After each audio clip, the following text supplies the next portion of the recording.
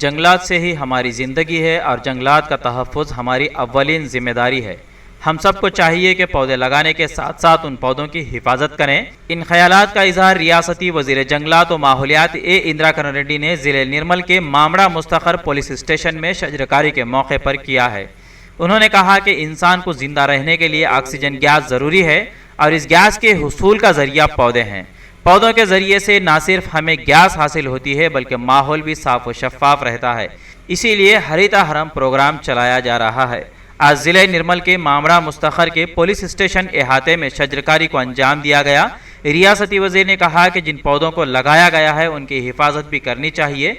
IK. Reddy ने पौधों से दरख्त बनने तक होने वाले फ़वाइद और दरख्तों की इफादियत पर भी रोशनी डाली।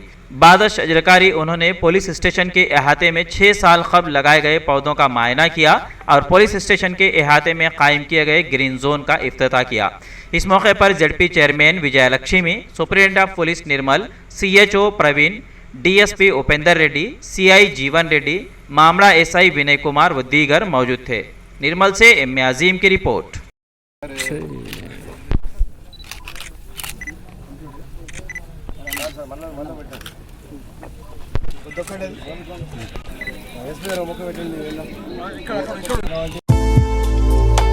इंडिया समय पर मज़ीद दिलचस्प प्रोग्राम्स देखने के लिए आप लॉग इन कीजिए हमारे वेबसाइट www.indiasamay.com।